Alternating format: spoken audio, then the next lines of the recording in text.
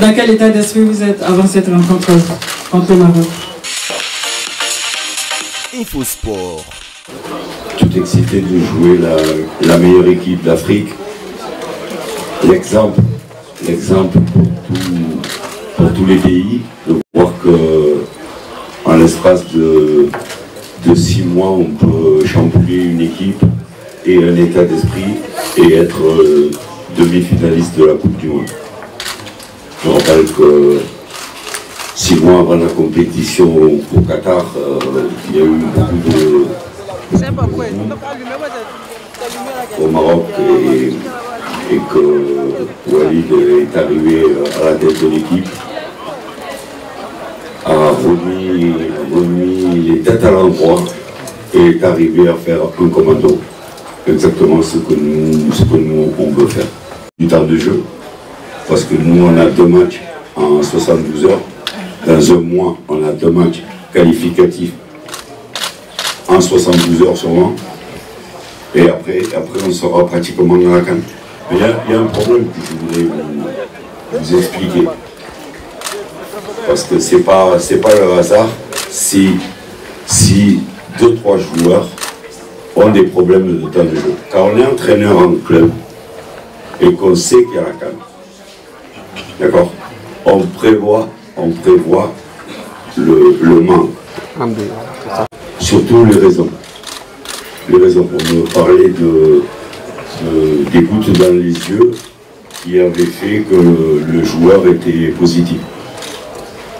Et c'est un garçon que j'ai jamais lâché. Je lui ai dit, tu as 2 ans de suspension.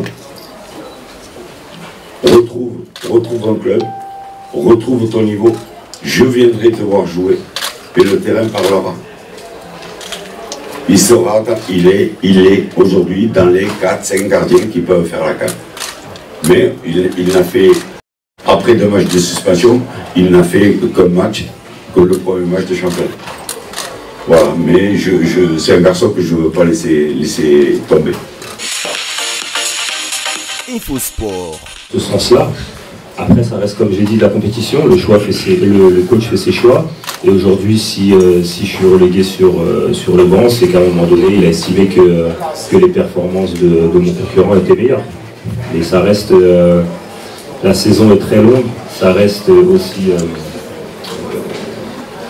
ça reste juste un moment de la saison. Et voilà, on passe toujours par des moments qui sont un peu plus compliqués, mais à moi de continuer à travailler comme je le fais au quotidien et puis de saisir ma chance dès que j'ai un temps de jeu. On va dire que le process reste le même.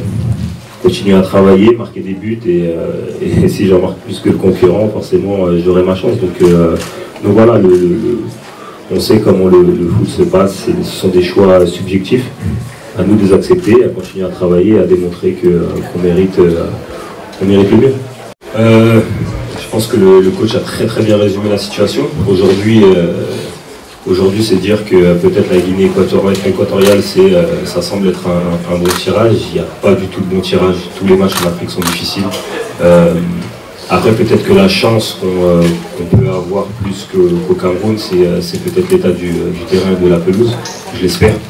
Et ça peut grandement faciliter notre manière de jouer. Après, c'est clair que la Guinée équatoriale aura envie de montrer aussi ses atouts et de ne pas être là juste pour faire de la figuration. Donc c'est un match de calme.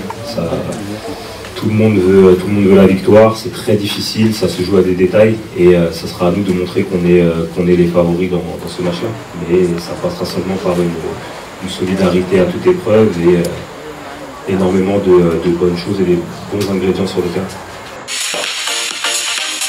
Infosport. D'être à Abidjan, on est venu sentir l'odeur de la Coupe d'Afrique avant tout le monde.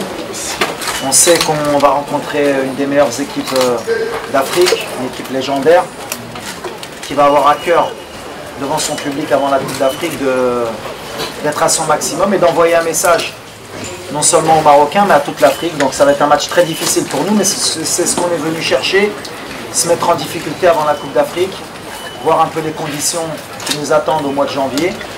Et et on sait à quoi s'attendre. Maintenant, nous, on vient avec nos armes. On a confiance en nous et on espère que ce sera un match qui va servir à la fin pour les deux équipes.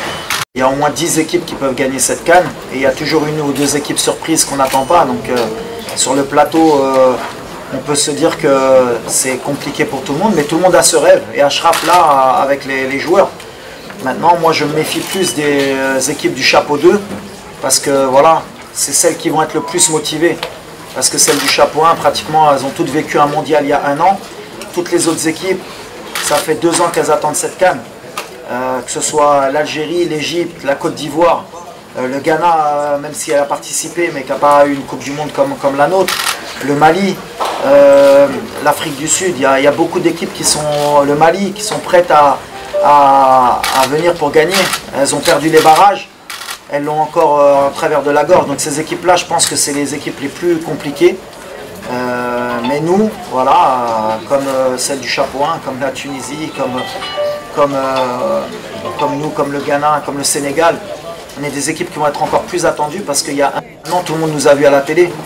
Mais moi, je sais très bien où je mets les pieds. L'Afrique, je connais très bien. Il n'y a personne aujourd'hui qui peut dire que tel pays peut gagner cette CAN. InfoSport. InfoSport, c'est votre espace réservé à l'actualité sportive. InfoSport, c'est sur AT Communication.